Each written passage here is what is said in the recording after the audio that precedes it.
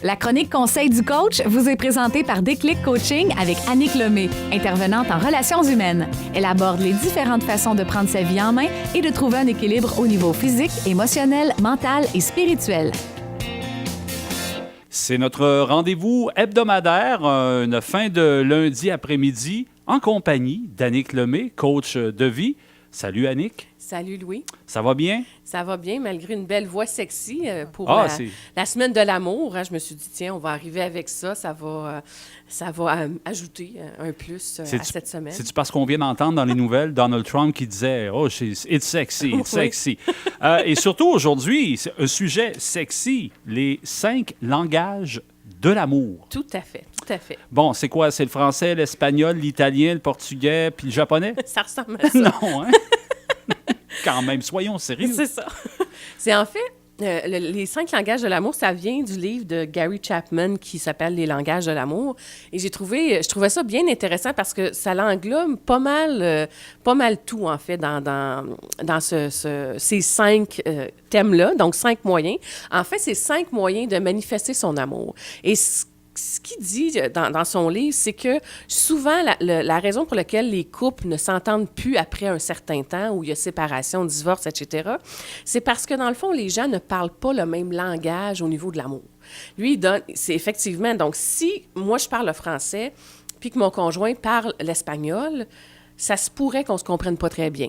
Hein, surtout si on ne comprend pas le langage de l'autre. Si moi, je ne parle pas du tout l'espagnol et lui du tout le français, on va avoir de la difficulté à se comprendre. Bon, qu'est-ce qu'on entend par langage de l'amour? Tout à fait. Donc, en fait, il y en a 5.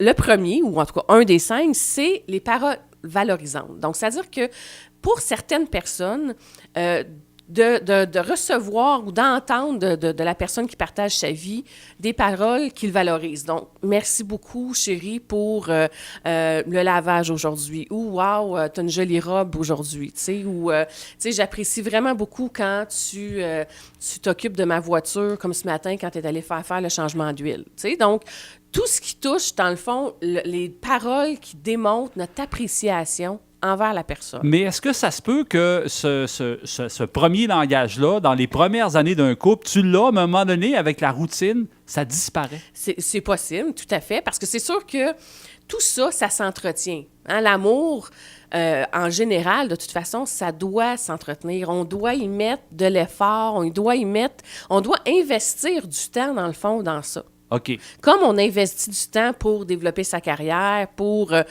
partager du temps avec la famille. Donc, l'amour, on a l'impression que c'est naturel, puis que ça vient tout seul, puis qu'on n'a rien à faire, puis que ceux qui s'aiment vraiment, ils n'ont rien à faire. Mais non, l'amour, faux, c'est de l'ouvrage. Tout à fait, tout à fait.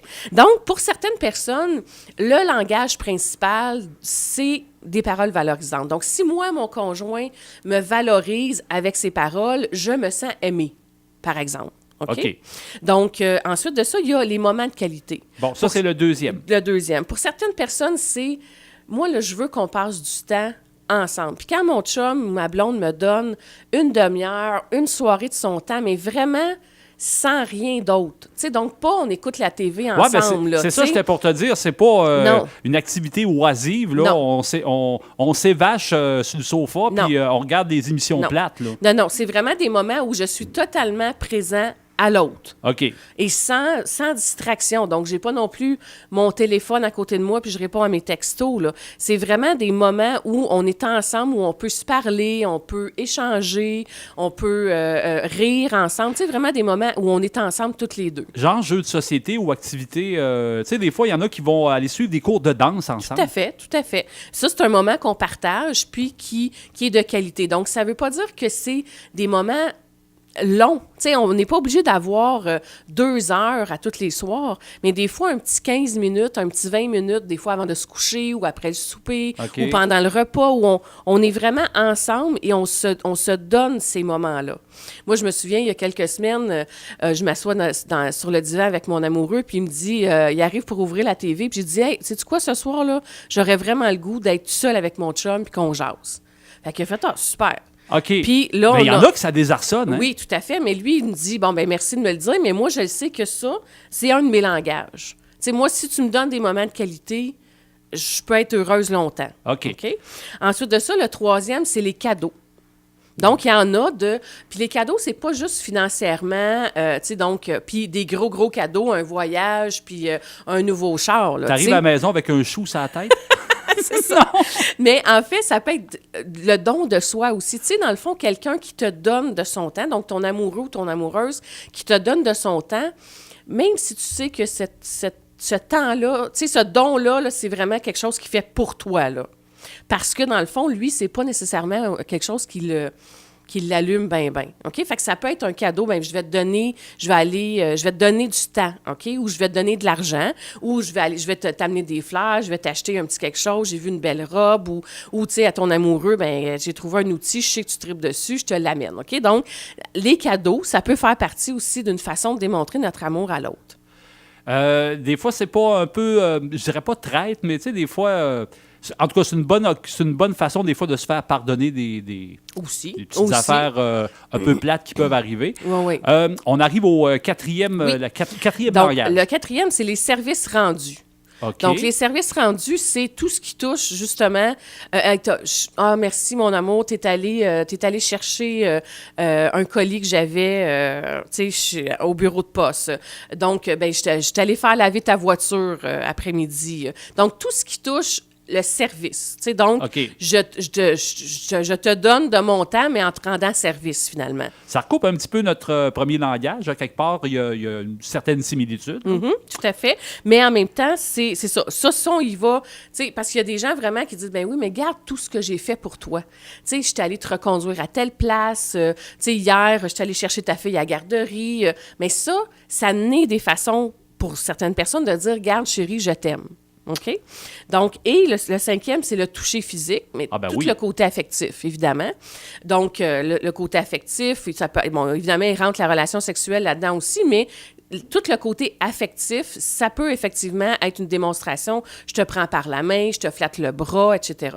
Donc, l'idée là-dedans, c'est que si on veut vivre heureux en couple longtemps, on a besoin de découvrir ou de jaser avec notre amoureux ou notre amoureuse, c'est quoi ton langage favori à toi? Tu sais, moi, là, pour que tu me dises que tu m'aimes, quand tu fais telle chose, mettons, dans une de ces 5-là, moi, ça, là, tu viens vraiment de me dire que tu m'aimes. Puis l'idée, c'est de le découvrir, ou de s'en parler. C'est un peu de donner notre guide d'utilisation à notre conjoint pour dire, moi, là, voici ce que tu peux faire pour que j'entende que tu m'aimes. OK. Parce que souvent, en couple, ce qu'on va faire, c'est, oui, mais regarde, tu me dis que je t'aime pas, mais je fais ça.